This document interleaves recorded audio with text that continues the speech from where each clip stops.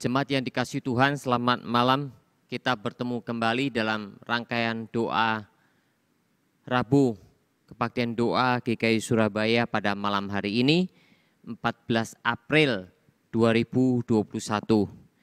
Mari kita bersama-sama memuji Tuhan dengan sebuah lagu Pelangi Kasih-Nya.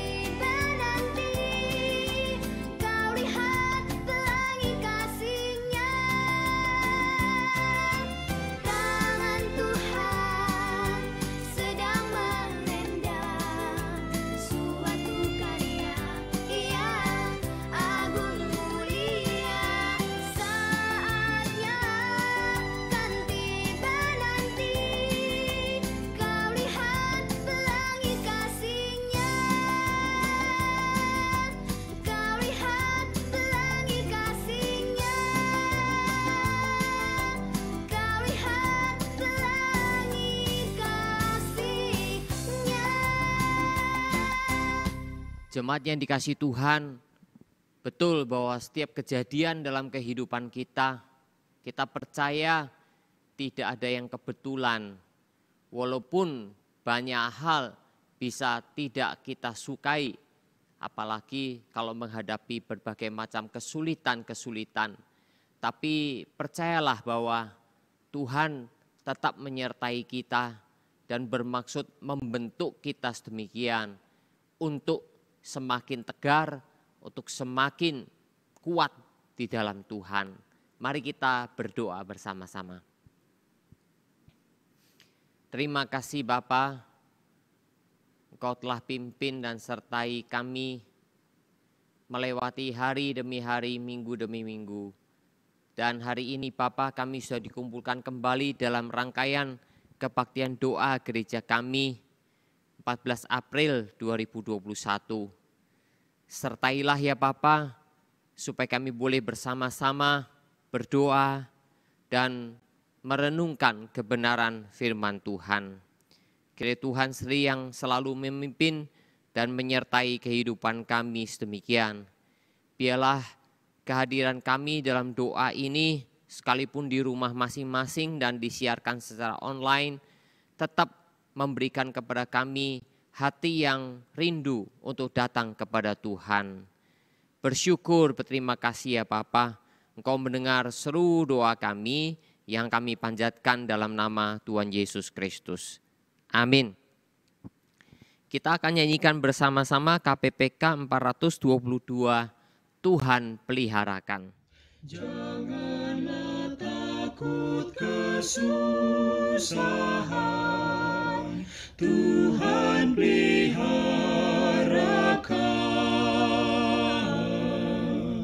Pada Tuhan ada lindungan, Tuhan peliharakan.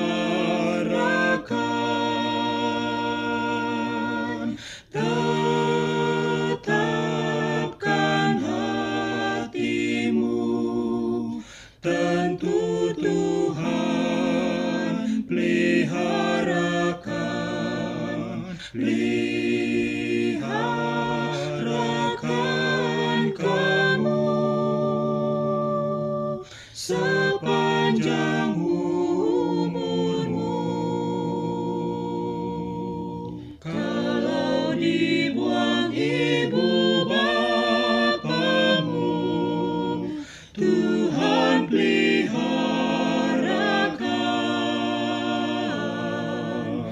Meski jauh hati saudaramu, Tuhan peliharakan.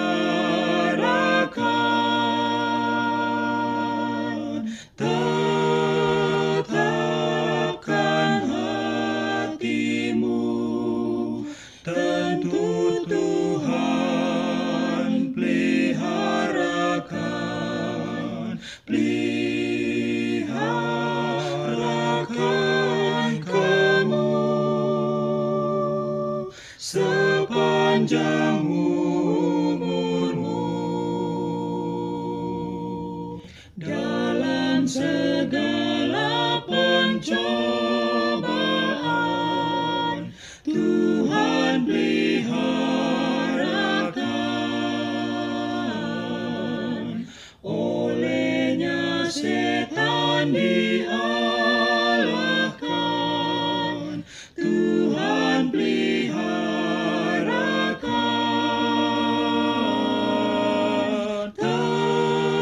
Tetapkan hatimu, tentu Tuhan peliharakan. Peliharakan kamu sepanjang umurmu. Saudara, percayakah kita bahwa Tuhan memelihara kita sekalipun banyak kesusahan, bahkan sudah bencana-bencana yang melanda di muka bumi ini, semuanya atas seizin Tuhan, dan sebagai umatnya yang dikasihinya, sudahkah kita terus bersandar kepadanya dalam kehidupan ini? Jemaat Tuhan, mari kita akan bersama-sama masuk dalam pokok-pokok doa syafaat kita.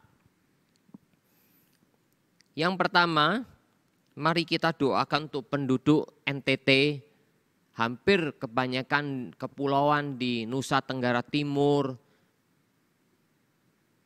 Minggu yang lalu, sudah berapa minggu yang lalu, 2 minggu yang lalu dilanda bencana yang dahsyat, badai. Sehingga banyak juga penduduk yang terbawa arus dan meninggal dunia. Bahkan juga ternak-ternak mereka terbawa arus dan mati. Bahkan saudara, saya mendengar juga bahwa hasil panen mereka yang sebetulnya tidak lama lagi akan ada panen raya menjadi rusak berantakan. Kita doakan untuk penduduk NTT agar mereka dikuatkan oleh Tuhan. Kita doakan untuk pemerintah Indonesia betul-betul tanggap memberikan bantuan. Jangan sampai terjadi pembeda-bedaan. Kita doakan juga untuk gereja agar gereja bersama-sama termasuk GKY lewat sinode untuk memberikan bantuan kepada mereka dan bantuan itu betul-betul sampai ke tangan orang-orang yang sangat membutuhkan. Mari kita berdoa bersama. Kami mau berdoa ya Bapa untuk penduduk Nusa Tenggara Timur yang 2 minggu lalu menghadapi bencana badai ya Bapa. Sehingga ada korban jiwa yang terjadi dan bahkan ya Bapa banyak ternak-ternak mereka yang juga terbawa arus dan mati. Bahkan kami mendengar juga ya Bapa, sebetulnya mereka mendekati panen raya dari hasil-hasil pertanian mereka. Tapi ya Bapa karena badai yang dahsyat itu menjadi berantakan. Bapa tentu hal ini sangat-sangat mengecewakan dan membuat kesedihan buat mereka yang sudah lama merawat, bercocok tanam dengan baik dan sedang menantikan hasil panen, tetapi menjadi runyam, menjadi berantakan karena dilanda badai. Bapa, kuatkanlah mereka dan kami mau berdoa untuk pemerintah negara kami agar mereka sepatnya bisa memberikan bantuan kepada penduduk di NTT di setiap kepulauan yang ada. Tolonglah pemerintah kami ya Bapa, betul-betul berdasarkan Pancasila sehingga mereka membantu sepenuh hati. Jangan sampai bantuan itu ya Bapa datang berlambat-lambat karena alasan-alasan tertentu. Mohon pimpinanmu ya Bapa supaya bantuan dari pemerintah sungguh-sungguh diberikan kepada penduduk di sana, tidak diiming-imingi dengan hal-hal lain, tapi murni sebagai bantuan kemanusiaan. Begitu juga kami mau berdoa untuk gereja-gereja Tuhan, biarlah semuanya boleh bergotong royong, bersatu padu, memberikan bantuan secara langsung kepada mereka. Kami mau berdoa Bapak untuk sinode GKI yang mulai terus mengumpulkan ya Bapak bantuan untuk mereka, agar bisa disalurkan kepada orang-orang yang tepat. Secara khusus adanya PPMT di sana menjadi salah satu sarana perantara untuk bisa menyalurkan bantuan itu dengan tepat kepada orang-orang sekitar yang betul-betul membutuhkan. Bapak mohon pertolongan-Mu kepada mereka. Bapak kami mau berdoa kiranya Tuhan sendiri yang menyertai penduduk NTT untuk bisa bangkit kembali dari keterpurukan mereka, agar mereka boleh kuat di dalam Tuhan dan tetap mengikut Tuhan dalam kondisi sesulit apapun. Dengar doa kami dalam nama Tuhan Yesus Kristus. Amin. Kita doakan untuk pandemi COVID saudara yang belum berakhir dan kelihatannya gelombang baru muncul lagi di Eropa dan di beberapa tempat. Doakanlah saudara agar penduduk seluruh dunia betul-betul mau taat protokol kesehatan dan jangan sampai mereka membandel. Doakan juga untuk vaksinasi yang masih terus terjadi, tapi juga doakan untuk negara-negara yang menghasilkan vaksin agar mereka tidak egois, tapi mereka mau menyalurkan vaksin kepada negara-negara yang terbelakang atau negara miskin. Mari kita berdoa bersama. Bapak, kami mau berdoa untuk pandemi COVID-19 yang masih terus terjadi. Bahkan kami mendengar ya Bapak, di Eropa terjadi gelombang baru penyebaran COVID ini.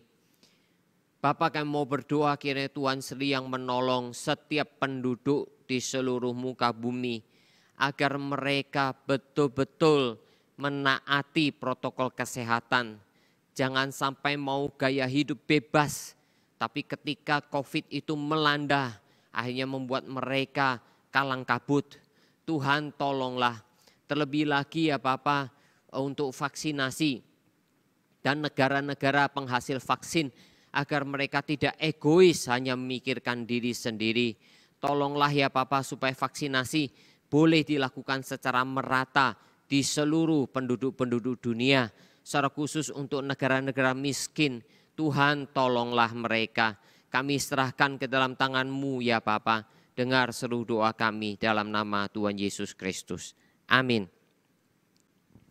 Kita doakan untuk belajar tatap muka yang rencana akan dimulai pada bulan Juli atau bulan 7. Baik di para siswa maupun mahasiswa. Kita doakan supaya rencana belajar tatap muka ini disikapi dengan bijaksana oleh setiap sekolah, oleh setiap perguruan tinggi, sehingga betul-betul bisa mengerti formula yang baik, yang tepat dalam proses belajar mengajar. Mari kita berdoa bersama. Kami berdoa Bapak untuk wacana belajar tatap muka yang akan dimulai bulan 7 nantinya. Sertailah ya Bapak supaya setiap sekolah ataupun perguruan tinggi bisa menyikapinya dengan bijaksana. Berikanlah kepada setiap sekolah-sekolah, pendidikan-pendidikan, yayasan-yayasan mereka hikmat bijaksana Bapak, bagaimana mencari formula, mencari cara pembelajaran yang terbaik. Mungkin melalui separuh masuk, separuh online, atau bagaimana ya Tuhan. Mari Engkau berikan kepada mereka sekali lagi hikmat bijaksana sehingga penularan itu, penularan COVID jangan sampai semakin bertambah-tambah. Mari sertai dan pimpin Bapak supaya para guru juga sudah boleh divaksinasi dan juga begitu pula para orang tua menyikapi juga dengan bijaksana. Kami serahkan ke dalam tangan kasih Tuhan saja. Dalam nama Tuhan Yesus Kristus kami berdoa. Amin. Kita doakan juga untuk gereja-gereja dalam menyikapi ya dan dalam rencana ibadah tatap muka. Mari kita doakan supaya gereja juga boleh mengambil policy-policy, kebijakan-kebijakan yang tepat supaya akhirnya jemaat bisa tetap beribadah dan jemaat bisa tetap bertumbuh dan iman kerohanian boleh dipupuk. Doakan juga untuk GKI Surabaya. Mari kita berdoa bersama. Bapak, kami mau berdoa untuk gereja-gereja Tuhan di seluruh Indonesia. Bagaimana menyikapi ibadah tatap muka atau ibadah offline. Sertailah ya Bapak setiap gereja dengan masing-masing pergumulan, dengan masing-masing ketersediaan dan kesiapan sarana prasarana. Setiap gereja-gereja di masing-masing tempat dengan kondisi penyebaran COVID yang berbeda-beda. Kiranya Tuhan menolong dan menyertai setiap gereja-gereja, para hamba Tuhan, para majelis, para pengurus, untuk bergumul di hadapan Tuhan bagaimana menyikapi ibadah tatap muka nantinya. Sertai dan pimpin ya Bapak, termasuk GKI Surabaya, kami serahkan ke dalam tangan kasih Tuhan. Dengar doa kami Bapak, dalam nama Tuhan Yesus Kristus. Amin. Mari kita doakan untuk pemerintah Indonesia secara khusus dalam kebijakan ekonominya sehingga perputaran ekonomi masih bisa terjadi di negeri ini. Mari kita berdoa bersama-sama. Terima kasih Bapak untuk pemerintah kami, terlebih lagi Menteri Keuangan, Menteri Perdagangan, Menteri Pembangunan, dan Menteri Investasi dan semuanya. Bapak Engkau berikan kepada mereka lewat Presiden Joko Widodo dan Wakil Presiden Bapak Ma'ruf Amin serta para menterinya bekerja sama, memikirkan dengan bijaksana, bergumul dengan tepat, menganalisa dengan sebaik-baiknya sehingga bisa menghasilkan kebijakan yang membantu meningkatkan peningkatan ekonomi di Indonesia. Sertailah ya Bapak. Dan kami percaya Tuhan sendiri akan terus memimpin sehingga roda ekonomi yang bergerak membuat masyarakat Indonesia juga perlahan-lahan ikut bergerak dan ekonomi bisa bertumbuh dengan baik. Dengar doa kami Bapa dalam nama Tuhan Yesus Kristus. Amin.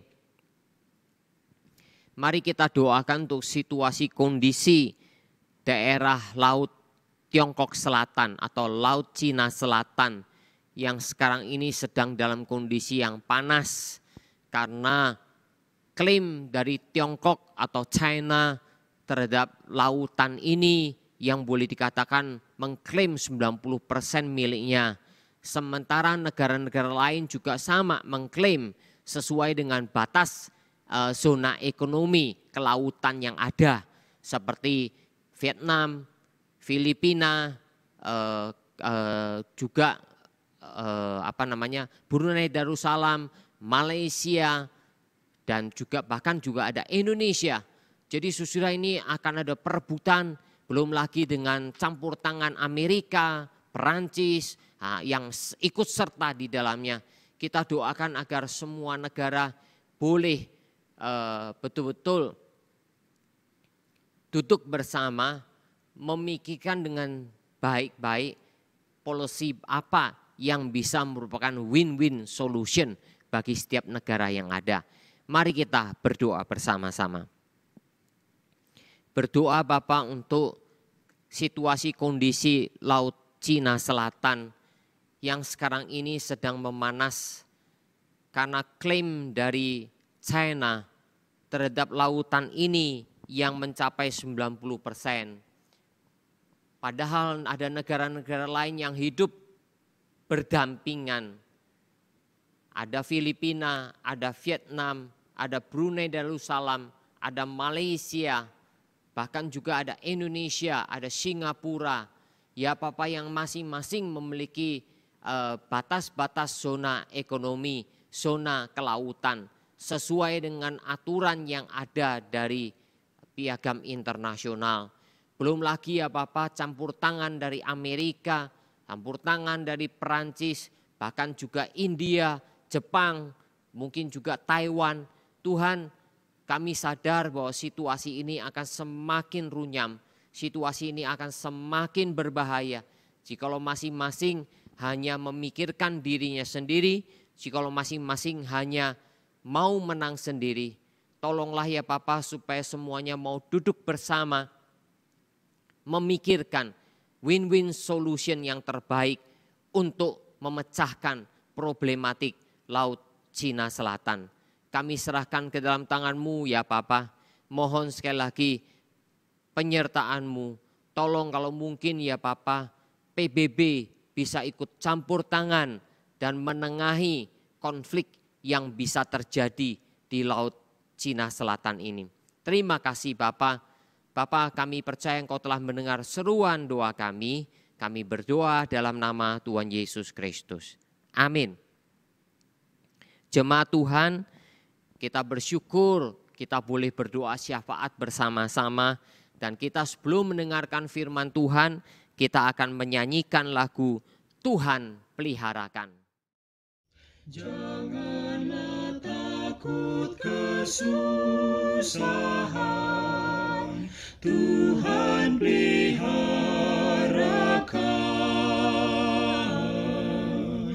Pada Tuhan ada lindungan,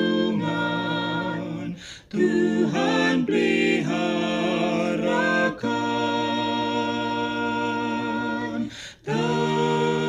Tetapkan hatimu, tentu Tuhan peliharakan.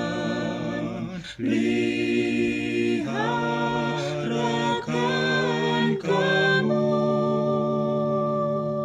sepanjang umurmu.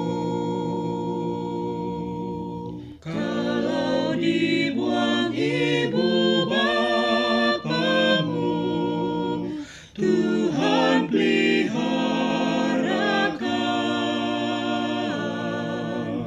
Meski jauh hati saudaramu, Tuhan peliharakan. Tetapkan hatimu, tentu Tuhan peliharakan.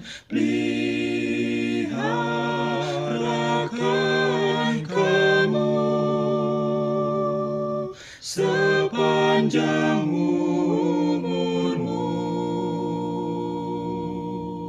Dalam segala pencobaan, Tuhan peliharakan. Olehnya setan dialahkan, Tuhan peliharakan.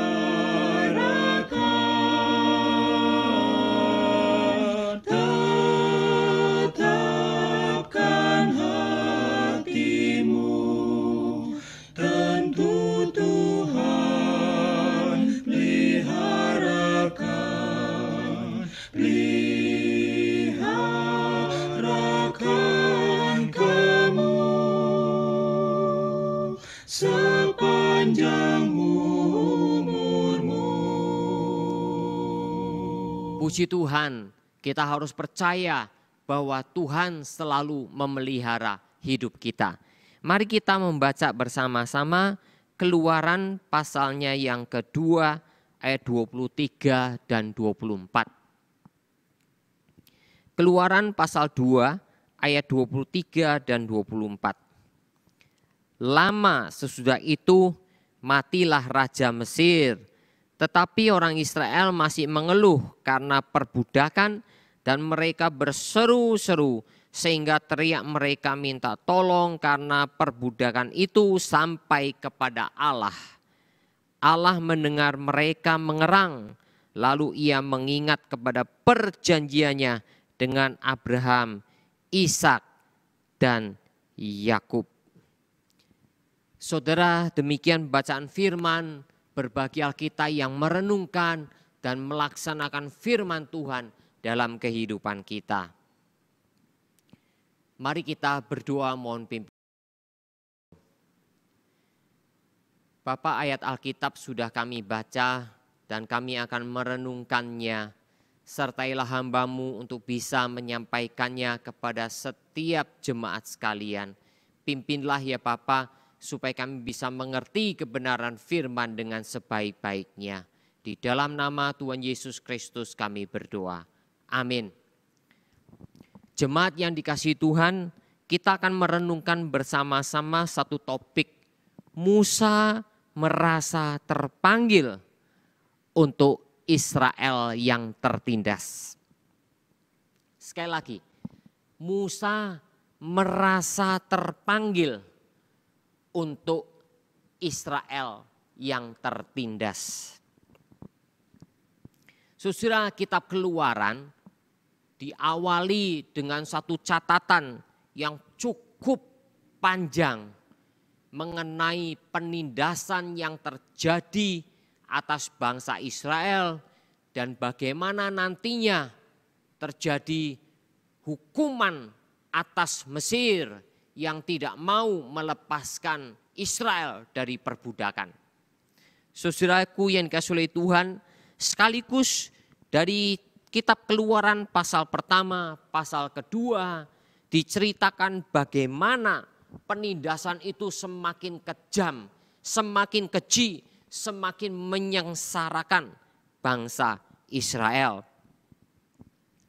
Firaun yang muncul menggantikan Firaun yang sebelumnya adalah Firaun yang tidak mengenal siapa Yusuf.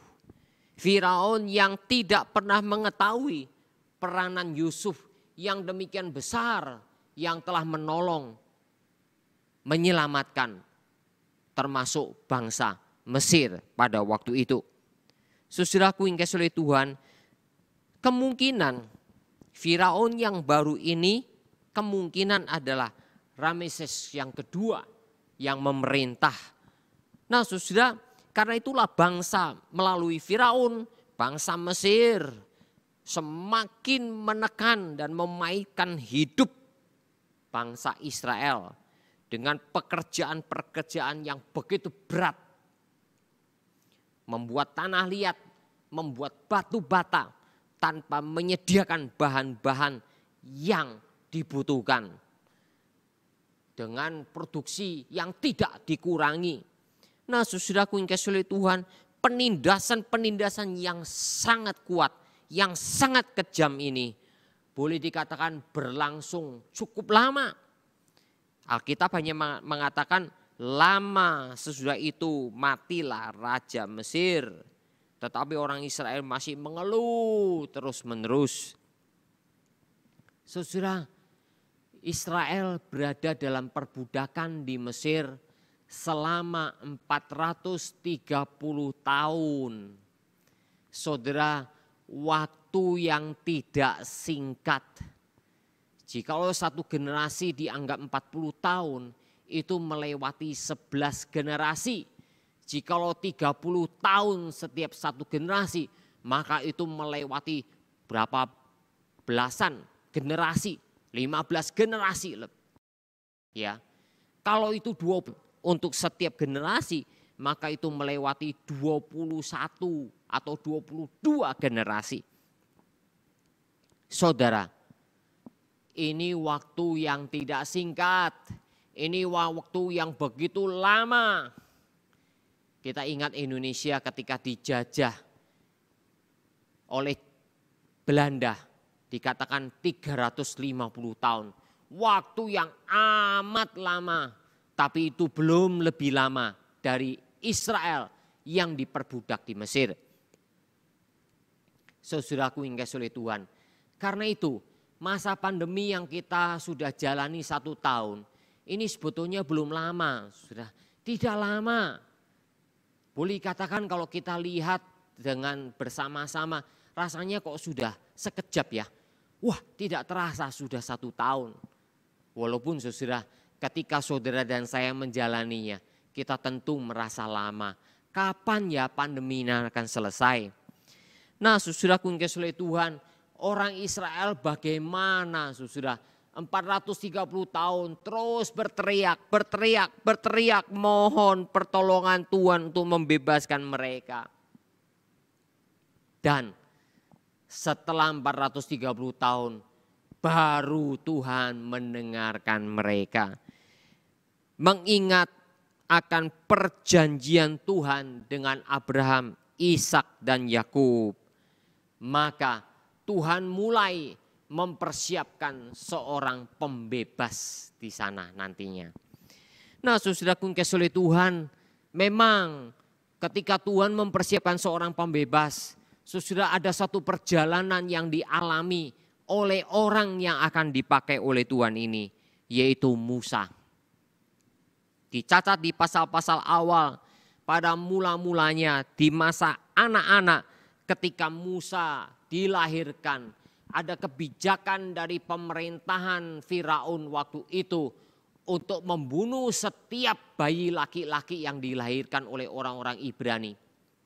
Nah, saudara, karena itu Musa menjadi salah satu yang akan terkena imbas dari kebijakan itu. Dan lewat keberanian dari orang tuanya, Musa ditaruh di satu tempat, ya, di satu tempat saudara, untuk dialirkan di sungai Mesir. Saudara, tetapi oleh pertolongan Tuhan, Musa terselamatkan. Dengan dilihat oleh putri Firaun yang sedang ada di tepian sungai Nil itu, dan menyukai bayi yang ditaruh di tempat yang dialirkan di sungai itu. Saudara, putri Firaun sangat menyukainya dan mau mengangkatnya menjadi anak. Lewat kejelian dari keluarganya, maka saudara, mereka boleh dititipkan dan kembali kepada ibunya untuk dibesarkan. Dalam arti sampai disapih, sampai dilepaskan dan sudah layak untuk masuk ke istana Firaun. Saudaraku yang kasih oleh Tuhan, disinilah kita melihat ada pertolongan Tuhan terhadap Musa yang artinya diambil dari air. Saudara, pertentangan antara budaya Mesir dengan budaya Ibrani jelas ada di dalam diri Musa. Saudara, di satu sisi memang Musa diangkat menjadi putri Firaun, memang seolah-olah menjadi bangsa Mesir, tetapi dia sadar bahwa dirinya adalah orang Ibrani asli. Apalagi saudara, dari kecil dia disusui oleh ibunya, dan orang-orang Ibrani sangat-sangat mendidik anak-anaknya di usia dini, sehingga Musa memiliki pemahaman jati diri yang cukup kuat, bahkan dikatakan sangat kuat di dalam dirinya. Saudara yang dikasihi oleh Tuhan, dari sini sebetulnya menjadi suatu pelajaran yang penting bagi kita semua. Bagi Bapak Ibu sekalian yang Tuhan karuniai anak di dalam keluarga kalian, ingat baik-baik. Masa kecil, bahkan dikatakan selama 5 tahun pertama dari pertumbuhan anak, dari dalam kandungan, dari janin sampai dilahirkan, kalau bisa sampai berusia 5 tahun, disitulah pendidikan-pendidikan dasar dari orang tua menjadi konsep yang kuat di dalam diri seorang anak. Itu sudah diakui sendiri. Karena itu saudara, di Indonesia mengenal PAUD, pendidikan anak usia dini. Karena itu memang sangat penting. Saudara yang dikasihi oleh Tuhan, jangan abaikan anak-anak dari kecil. Orang tua jangan berpikir cari uang, cari uang, cari uang. Sementara anak di masa kecil dibiarkan, diberikan kepada orang lain untuk mengasuh, untuk merawat, memberi makan. Tapi dididik dengan cara apa? Tapi dibesarkan dengan cara apa? Diberikan konsep, ditanamkan konsep-konsep dengan konsep apa? Kita semua tidak tahu. Nah, bahaya sekali saudara. Apalagi ditanamkan konsep-konsep yang di luar iman Kristen. Itu menjadi bahaya dan akan menjadi bumerang bagi kita sendiri. Saudara, mari bagi saudara yang masih muda, yang baru dikaruniai anak, didiklah anak dari dini sampai usia 5 tahun. Saudara sudah menanamkan dasar-dasar yang sulit digoyahkan nantinya. Dan akan terus bertumbuh dengan baik. Begitulah saudara dengan Musa. Dididik oleh orang tuanya sendiri, ditanamkan pemahaman-pemahaman yang baik.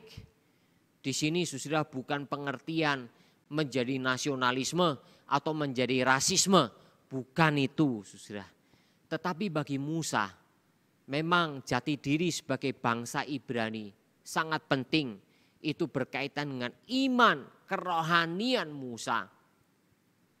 Namun saudara, bagi kita, iman kerohanian di dalam Yesus Kristus sudah tidak lagi mengenal jati diri bangsa yang bersifat rasisme.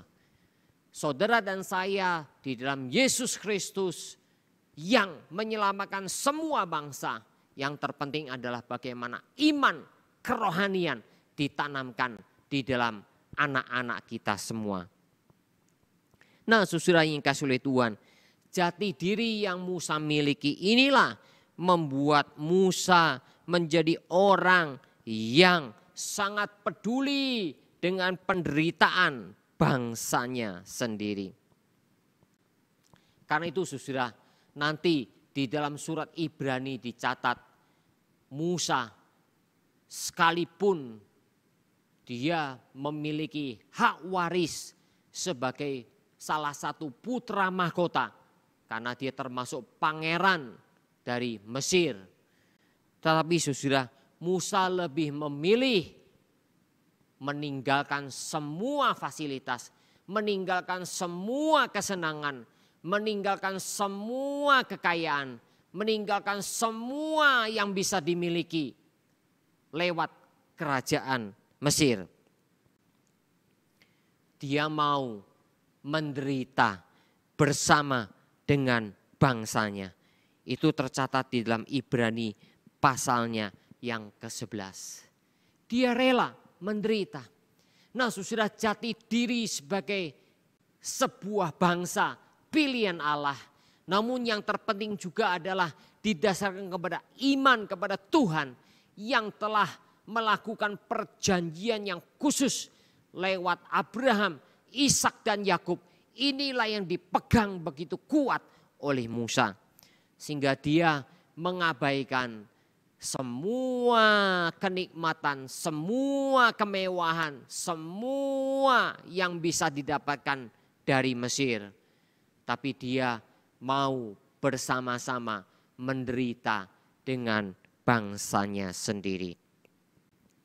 Namun saudara, cinta kasih, cinta kepada bangsanya, dan tekadnya untuk menyamakan dirinya sebagai bangsa Ibrani.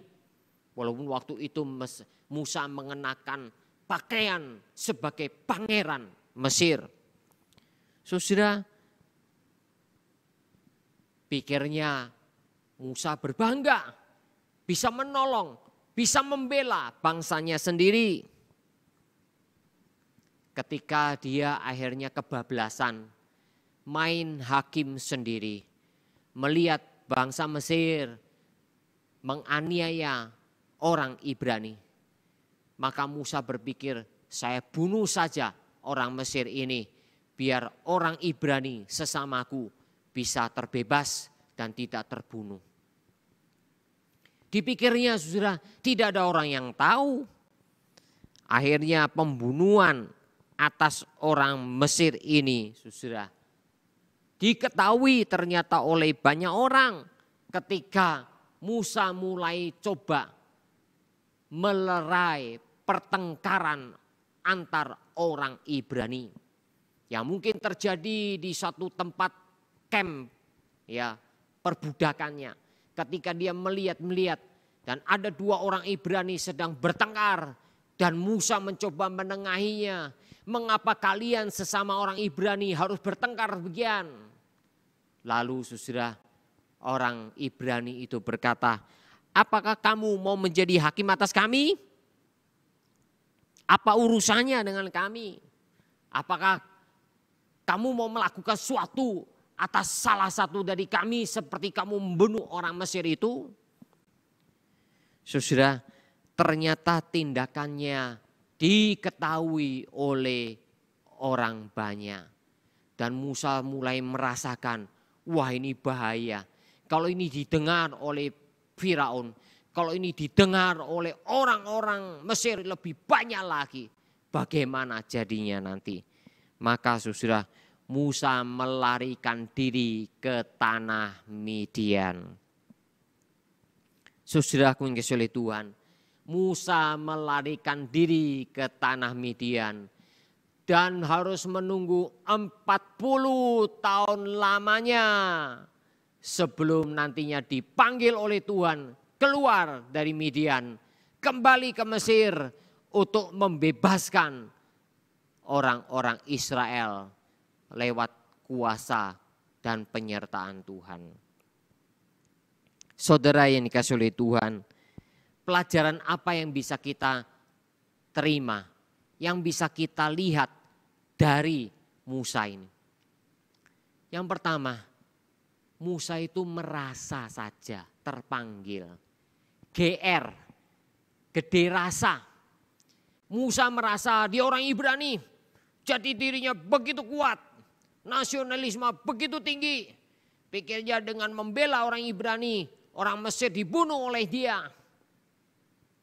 Maka orang Ibrani akan hormat kepada dia.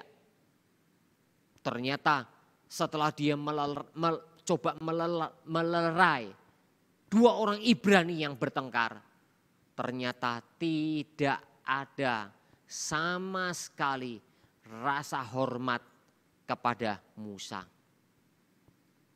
Jadi saudara, Musa cuma merasa GR, merasa terpanggil untuk membebaskan Israel yang tertindas itu. Hanya merasa. Jadi betul bukan panggilan Tuhan, tapi hanya kemauan diri sendiri. Saudara yang dikasihi oleh Tuhan, ini boleh menjadi satu introspeksi bagi kita semua, termasuk kami para hamba Tuhan. Apakah kita ini terpanggil oleh Tuhan atau hanya merasa terpanggil? Ketika saudara dan saya melayani pekerjaan Tuhan, melayani di gereja, apakah kita betul-betul dipanggil oleh Tuhan atau merasa dipanggil? GR pada diri sendiri. Saudara, ini menjadi satu prinsip yang paling dasar, yang paling penting. Yang kedua,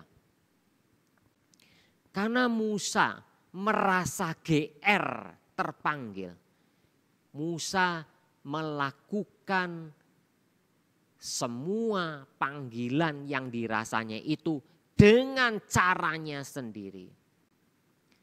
Nah, ini suatu hal yang sangat berbahaya. Itulah ketika dia membunuh orang Mesir untuk seolah-olah membela orang Ibrani. Tapi bagaimana ketika dua orang Ibrani bertengkar? Dia akan membela siapa? Saudara, hanya orang Ibrani itu bersepakat, siapa kamu? Siapa yang mengangkat hakim atas dirimu? Apakah engkau memang punya kuasa untuk menghakimi kami? Saudaraku yang dikasihi oleh Tuhan, dengan cara menghakimi menurut kemauan Musa, menurut cara Musa, saudara, akhirnya dia terpental.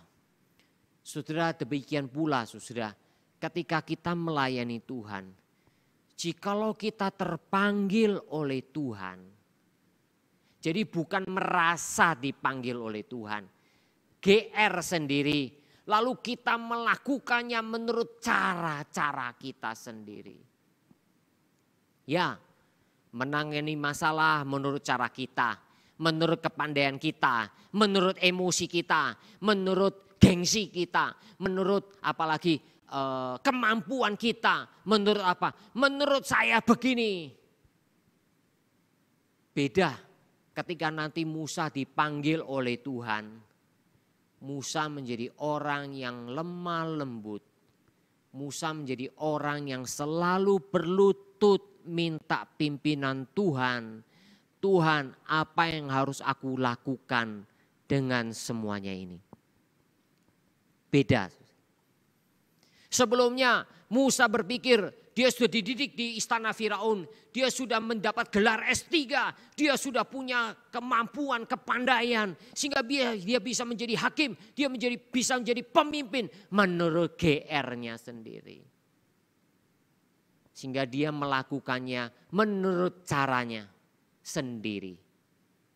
Tapi ketika dia sudah dipanggil oleh Tuhan, betul-betul dipanggil oleh Tuhan, Musa selalu tanya kepada Tuhan.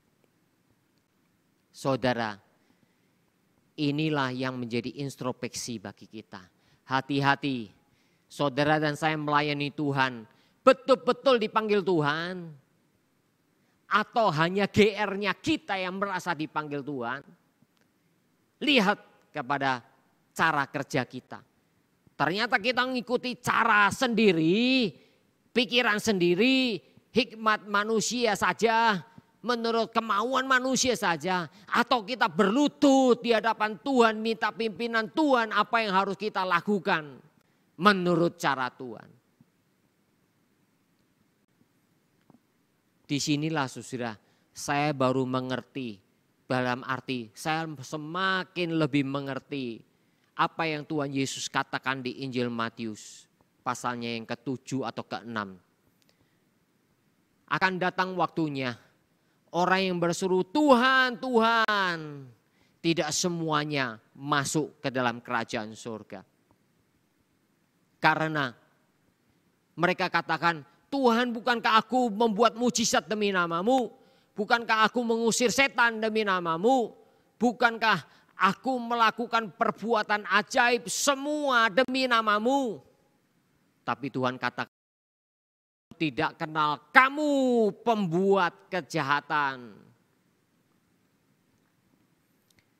Disinilah saudara, saya semakin mengerti betapa sangat-sangat berbahayanya, tapi juga sangat-sangat pentingnya kita melayani Tuhan sesuai dengan kehendak Tuhan.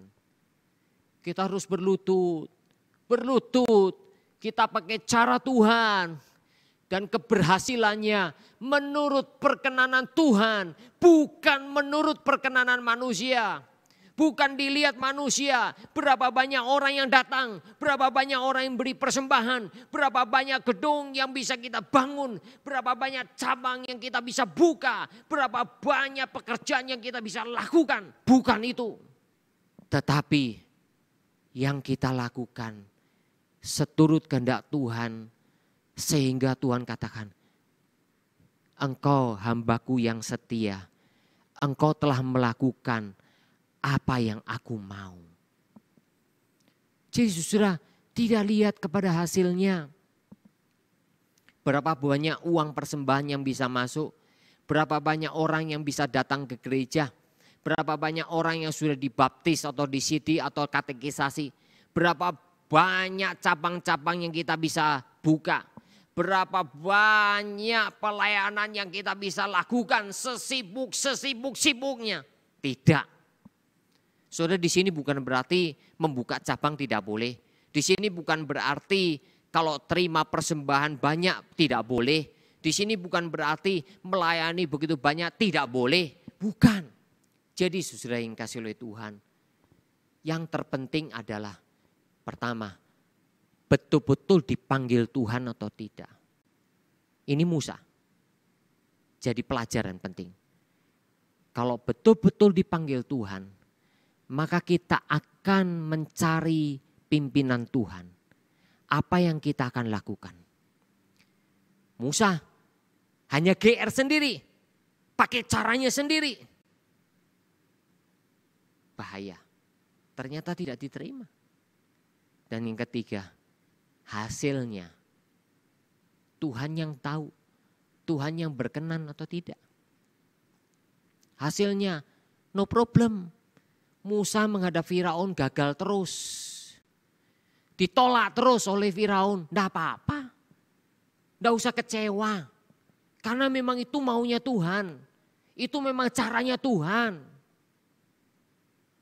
Tapi sudah ketika cara Tuhan telah dikerjakan oleh Musa dengan ketaatan 100%. Kuasa Tuhan bekerja begitu hebat.